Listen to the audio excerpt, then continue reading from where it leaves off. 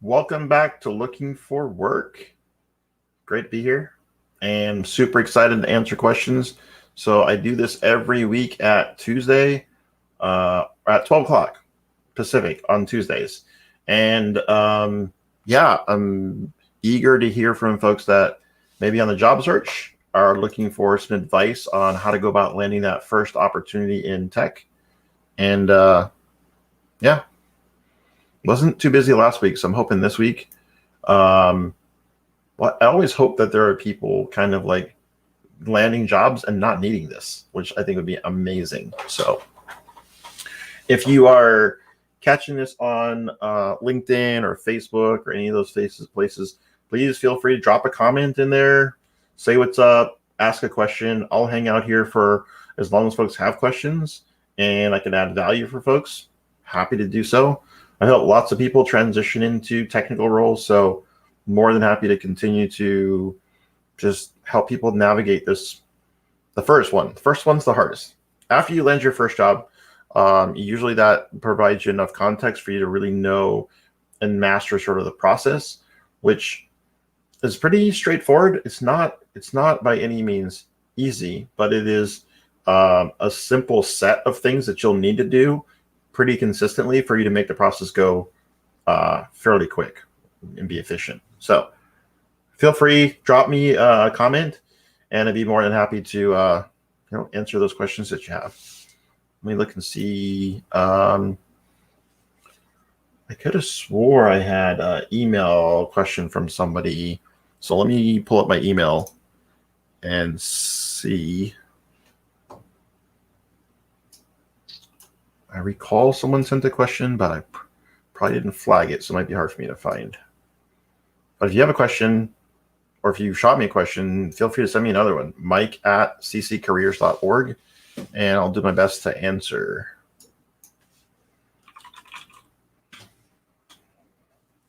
See if I got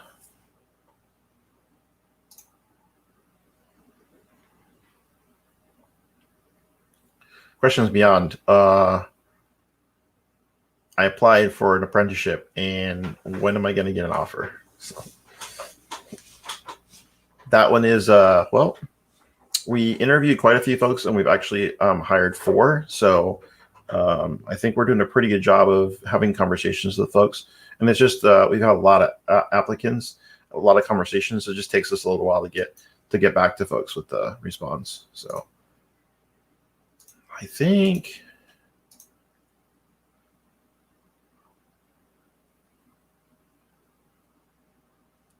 I might have responded in email and instead of flagging it. So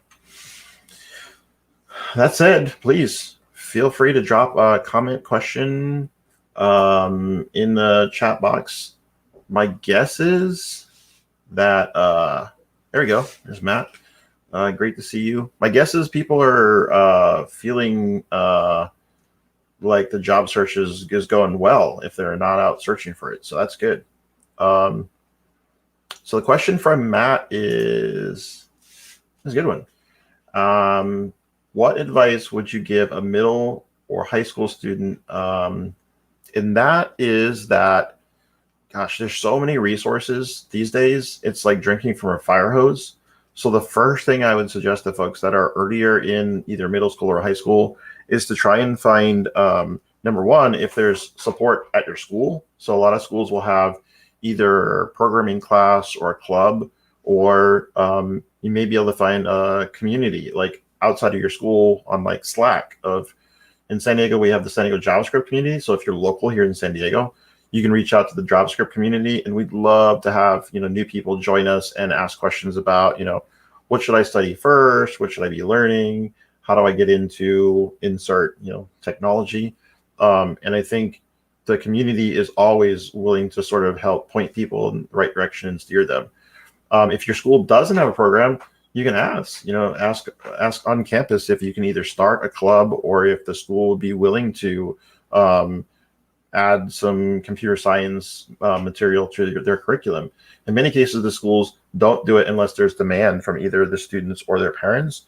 But the great news is if you're in middle school and high school and you already know that you want to become a programmer, you have so much time to be able to really, really get some hands-on skill, and it's very inexpensive, right? So you can start with something like you can go to Free Code Camp, which is an online program, and that can give you some basic skills to get familiar with programming.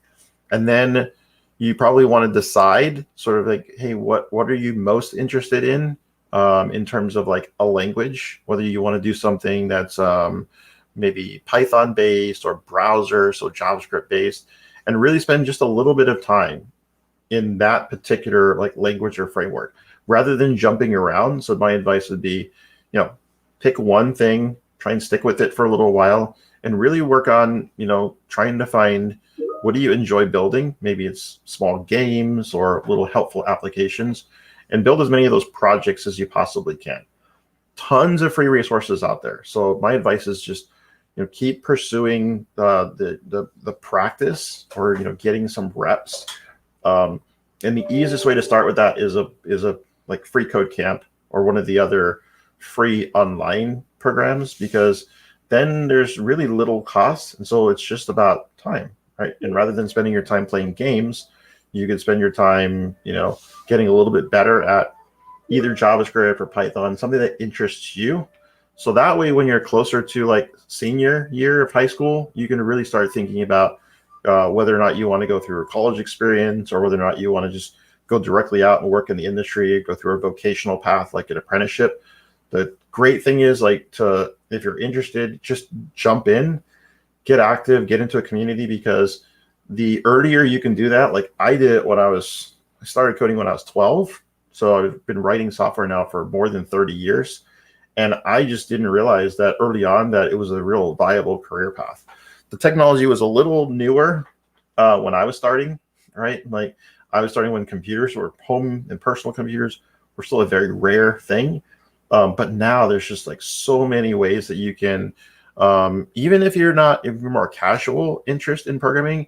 I know especially middle school and younger, my son used to love Roadblocks and Minecraft, and there are ways that you can sort of customize and build inside of that environment. Sky's the limit. Make a little side cash, make a little pocket change to go to the movies. So there's lots of opportunities. I would say just get engaged in the community and really, give it a go, give it a try, because there's tons of opportunity once you finish school, and if this is something you decide you want to do as a career. So that's a great question. Just do it. Just get started, right?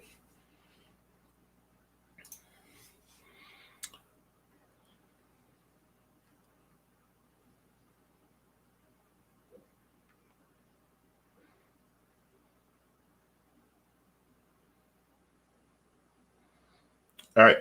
Sorry, I'm getting distracted by other questions and people shooting me links.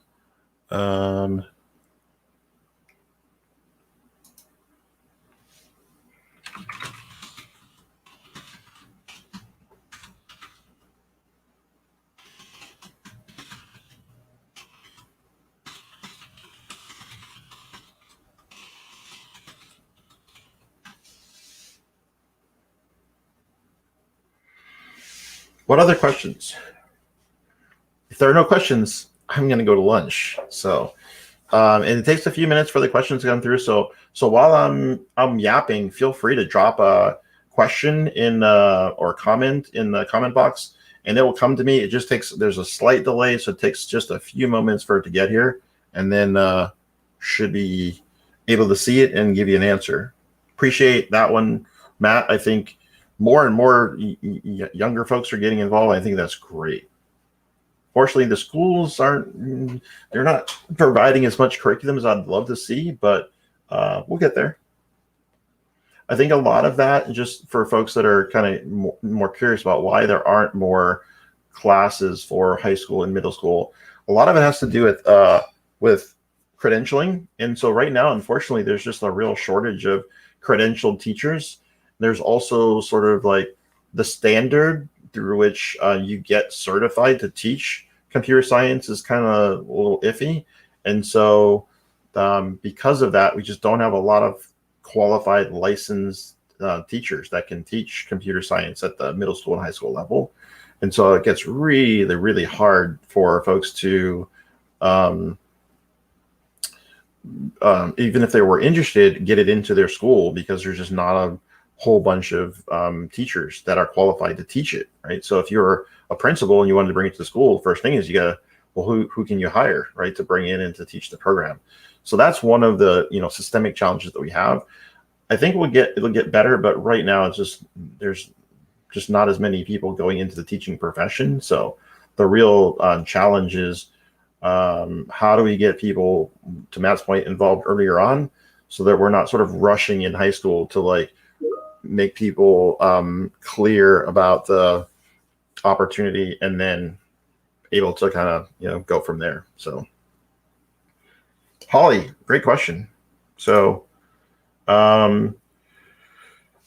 the easiest way to get noticed by a hiring manager is to, beyond just doing the cold reach outs, is to make a direct connection and have a conversation with them, right? And so the better you can, rather than just submitting either a resume or an application, the better you can get in direct contact with them, the easier it's going to be for you to get and stay on their radar. Follow-up is critical as well. So if you reach out to someone, you make contact with them, just follow up. You'd be surprised the number of people that initially will reach out and then don't follow up.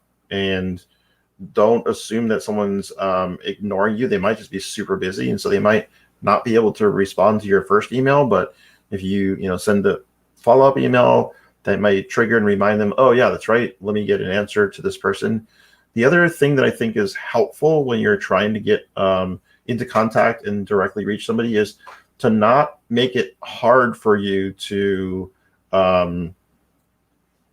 respond to you easily. So what I mean by that is, oftentimes someone will ask me a question and they think it's like a good conversation starter. And it could be if we were like in a room and we had an indefinite amount of time on our hands, but it's not an appropriate question to ask me to elicit an immediate response from me. So I'll give you an example. Someone might ask, hey, what do you think is the latest trend in cybersecurity, to engage with me on LinkedIn? And be like, bro, I can't. That's not a small conversation starter on LinkedIn for me. I mean, it's an interesting conversation if I was in a room, socializing at an event with someone to just talk about, or at a meetup. But it's hard for me to pause in my busy day and give a thoughtful response to such an open-ended question. So I would try and start with maybe closed-ended questions if you're really curious about a specific thing, like, would you suggest, or do you think it's a good idea for me to study, for cybersecurity roles, right? Because I can answer that question with a yes, or I can answer that question with a maybe, if that's, if you're interested in these particular job openings, right? It's a lot easier if it's a more closed-ended question to get a response back, which I think is maybe part of your question when you say noticed by, right? If you want to be able to start that dialogue, make it as easy as possible. Make it something where it's almost impossible for them to resist being responsive and answering you. Hopefully that helps. The other one, and again, so you clarified by saying more specifically someone with not a lot of tech experience but other experience. So that begs the question: are you looking for a hiring manager for a technical role? I guess I'm not understanding. Not a lot of tech experience but other experience. Not sure. I'm not sure. I'm more confused by the clarification I think you were providing, which is you're trying to get a hold of a hiring manager that doesn't have a lot of technical experience, but other experience part is throwing me off there. So if you could clarify, that might help me to understand a little better the scenario that you're describing. In the meantime, I'll answer Brandon's question, and Holly, if you want to clarify, that will help. So Brandon, good to see you, bro. What are some good icebreakers at networking events for those who don't have a lot of practical work experience? Good question. I always am curious what people do. So I'll typically just walk up and ask someone, hey, what do you do? What is your background, or what brought you to this event? And that's usually enough for them to then, kick off conversation. people usually like to talk about themselves or what they do, right? And so um, that's, I think, a good way to kind of start the conversation. And then if you don't have a lot of work experience, but you're just kind of starting, then you might want to talk about maybe some passion projects or some things that you're interested in learning. And maybe ask them, like, what was the first like language or framework that they learned if you're looking for a language or framework suggestion or recommendation, or you want to kind of just nerd out about something technical, right? So for folks that don't have a lot of experience, don't feel like you have to come up with like a super intellectually stimulating question or whatever. Most people that are technical will nerd out about just about anything, right? And so it could be something as simple as like semicolons or no semicolons, right? Tabs or spaces. It doesn't really need to be like super complicated in order to be able to um, get a decent response and get a conversation going. And really, in many cases, when I hear about their background, I'm usually genuinely curious, and I'll just ask, like the who, what, where, when, why type questions to kind of keep the conversation going, and really allow them to talk more than the things that I feel or feeling a sense that you need to kind of fill in, if that makes sense. So hopefully that helps, Brandon.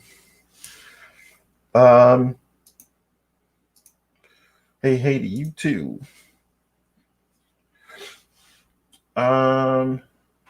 Yeah, I definitely think passion projects are a great way to get noticed.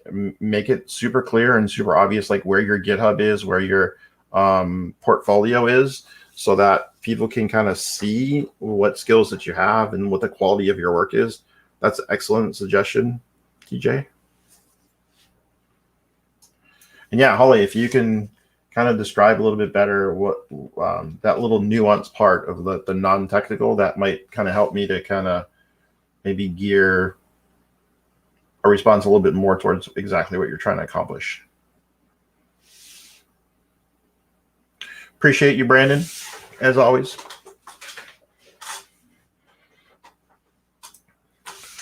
So Holly asked if there are specific meetups in San Diego. Sure.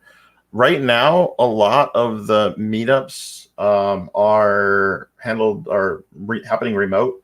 And so I think that's kind of an advantage in many ways, because it basically means that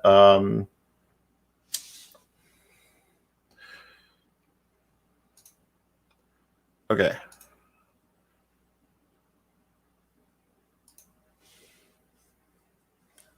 Sorry, super distracted right now.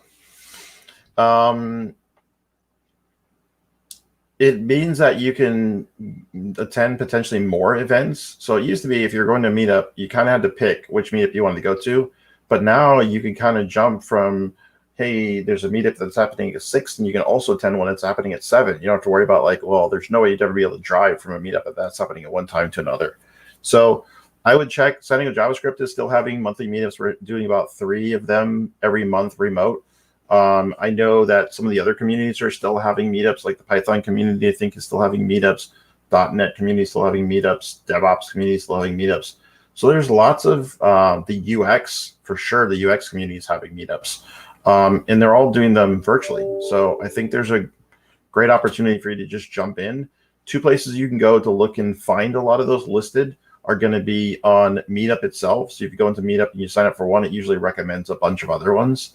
And then the second is you can go to Eventbrite. A lot of folks are still hosting through and announcing through Eventbrite. So those would be great places for you to start your search. At least here in San Diego, almost everybody is posting their events on one of those 2 places. So hopefully that helps, because they are happening. They're just mostly virtual at this point.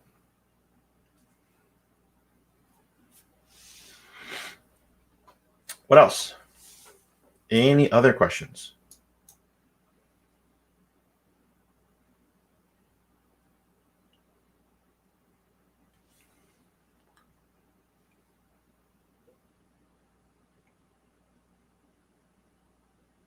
Yeah. Women Who Code in San Diego is a great local organization. 100% agree.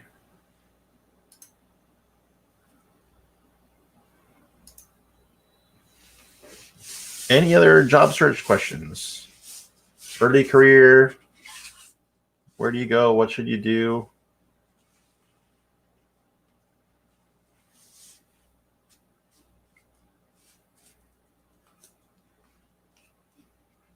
I'm so thankful to see some of my friends here. Brandon and Matt, appreciate you engaging. And I agree, TJ. Always be coding. Coding is a good philosophy to have, right? Always be coding. The more reps you get under your belt, the more prepared you're going to be. So, cover letters. So, I'm a huge fan of cover letters, actually. And if it is an option, if it's provided for you, I would definitely suggest that you submit a cover letter. It's really your opportunity to make a more narrative and story-like pitch for why you'd be the best person for the role, and fill in some of the gaps that aren't going to be available because they're just not the appropriate place on your resume, right? So you can talk a lot more about why you think some of the attributes that you have would allow you to be successful and thrive inside of their environment, why you'd be the best candidate, the best fit for this role, and highlight. And you can be repetitive and you can mention some of the things that are on your resume, but it gives you a better ability to frame, to also explain, and for them to see your communication style, right?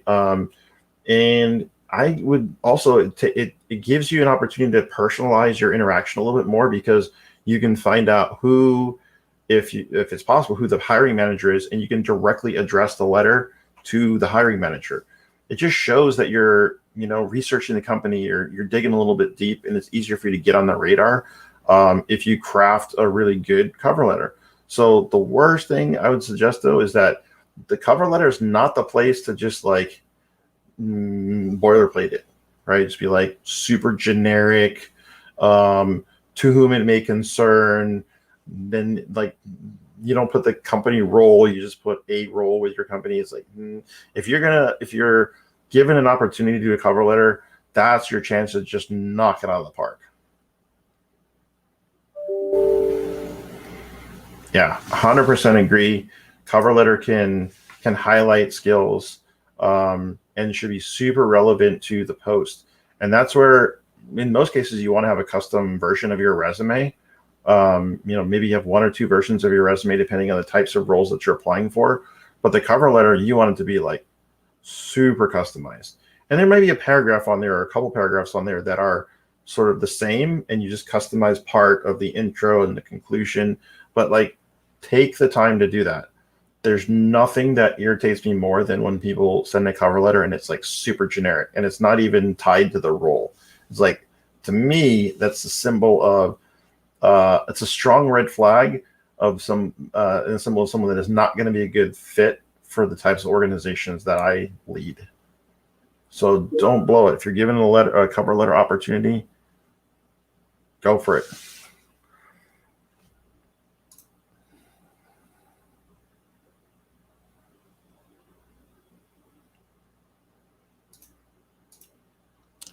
Any other questions?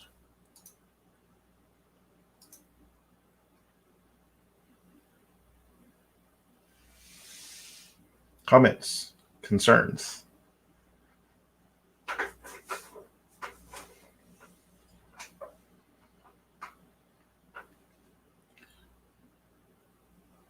What do you folks think? You think cover letters are valuable? I like them. Personally, as a hiring manager, gives me a chance to get, a little bit better of a sense of, again, the person's professionalism, attention to detail, some of those insights that you don't quite always get with the resume. So just as important to have really well put together resume, but I think the cover letter is like icing on the cake. So when given an opportunity, please knock it out of the park on the cover letter. Perry likes them.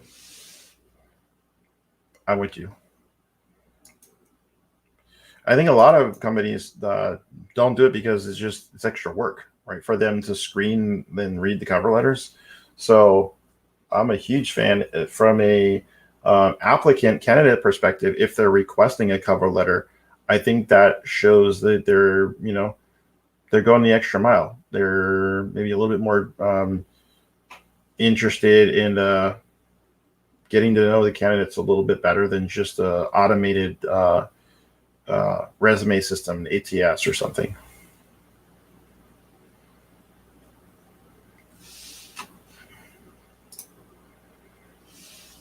I don't know. TJ, you have a point. TJ says, I think it depends on the amount of time you spend. Spending hours on a cover letter may not be the best use of time, but a well-written cover letter is a great thing to have. Sure.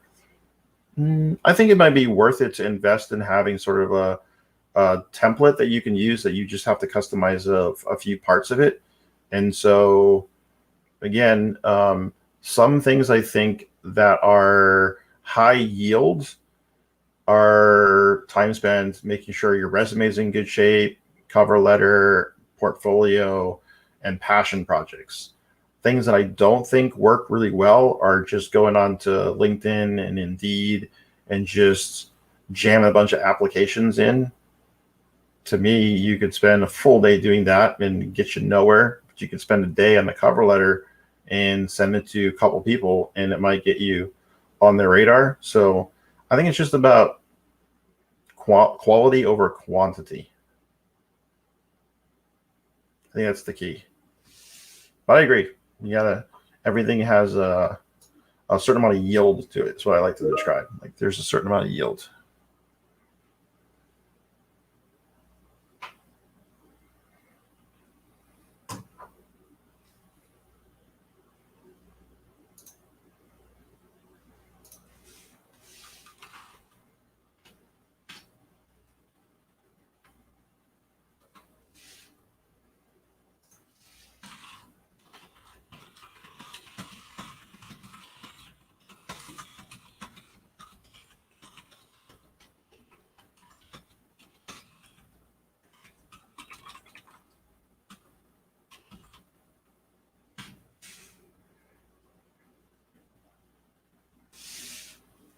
Benjamin, it's good to see you, man. It's been a while. This is particular for job, however, let's say a front-end dev wants to apply for their first back-end web developer to IoT, back-end to DevOps. What are your thoughts on a career switch? In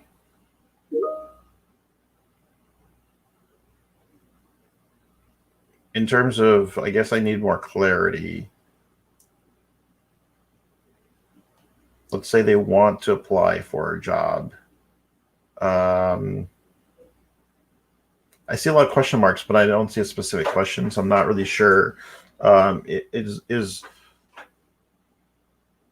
you asking if somebody should go for it? What's the amount of time that they should spend before they try and get a back-end job? I guess, could you clarify just a little bit about what it is that you are seeking about applying for a first back-end role? And while you're clarifying, I guess I can suggest for folks that are newer and maybe you're not quite sure, like what's the difference between a front end and a back end job. Typically, the front end job is a little bit more of things that are happening in a browser. So if it's a web development, like most of the things that happen in the browser would be considered front end. And there's a narrow set of skills that you need to have to be pretty handy on the front end. HTML, CSS, JavaScript, maybe you know a few frameworks and libraries. You understand how the mechanics of requesting information from a server and with the responses you get back, how all of that mechanically works.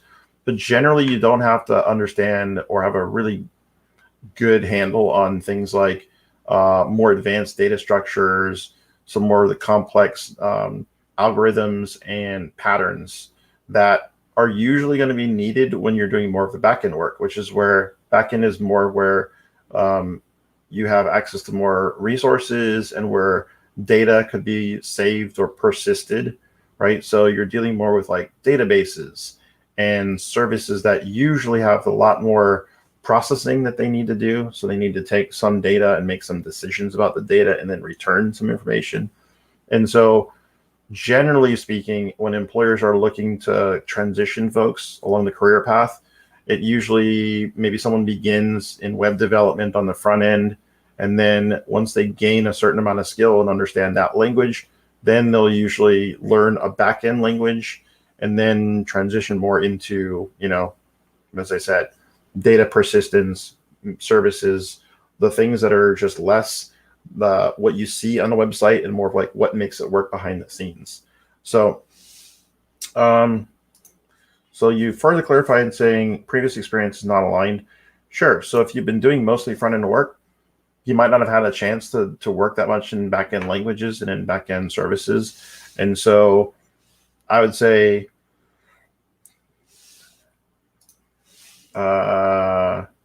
so specifically for me, I want to apply and land data engineering centric, then a full stack web development, backend skills, DevOps knowledge is useful, but don't have distributed computing background other than tools for that road. So yeah, so the only thing for you to do then is to gain those skills. And so, one way you can do that is through projects, right? So you can pick a language. If you're going to do data engineering, I'd say language of choice is probably Python.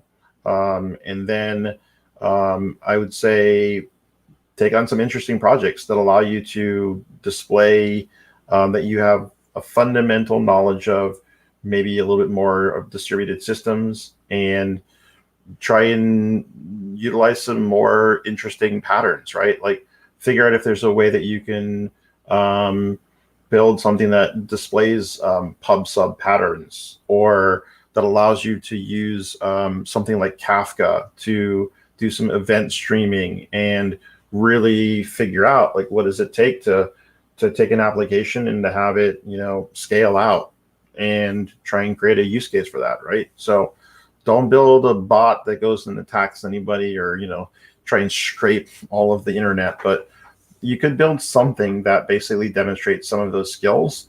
And there are tons of resources that you can either take, like online CS degree courses that might touch on some of this subject matter, and then practical experience, hands-on experience. So there's tons of need right now for data engineers. So there may be an opportunity for you to work on a passion project that you're interested in that solves a real issue, where maybe someone's gathering data and they don't have a great mechanism by which they can clean the data. So that's a lot of data engineering, as well as like set up an ETL. So maybe they're starting to extract the data, but they don't really have a system set up to be able to get that data through that pipeline and into the back end and ready to be consumed by models.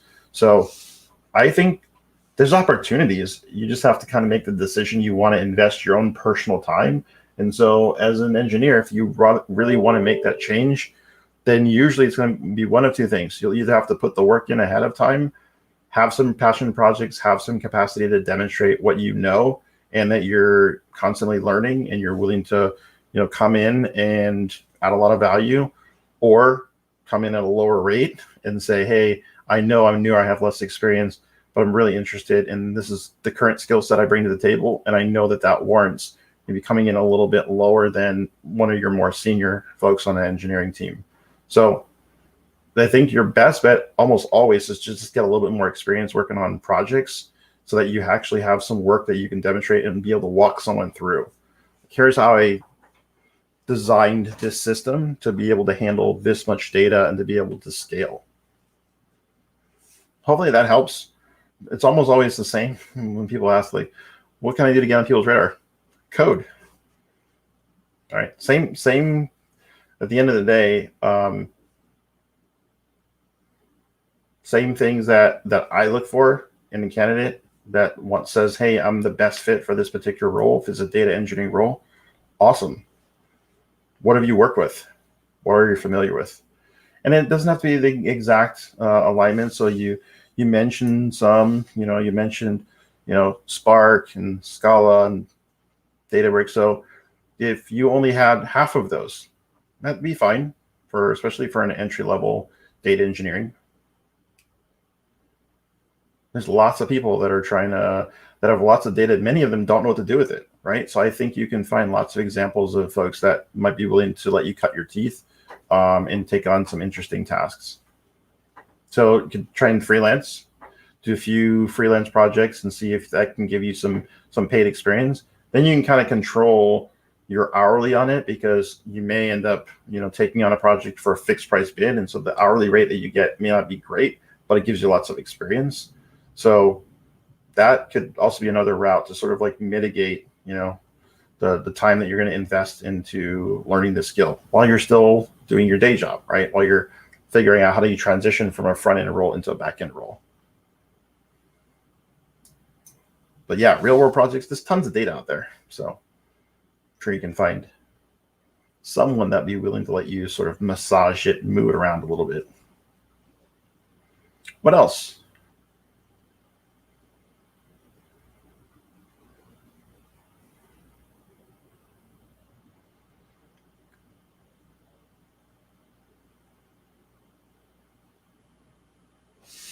You are welcome, Benjamin. It's fun stuff too. Can't wait for our data engineering program. We're working on it one of these days. All right. Unless there are any other questions, I'll give the first warning. If you have a question, feel free to drop it in the comment box. More than happy to see if I can answer it, see if I can be helpful. We do this every week on Tuesdays. If I don't get a question in the next 60 seconds or so, then I will say peace out and we'll see you next week.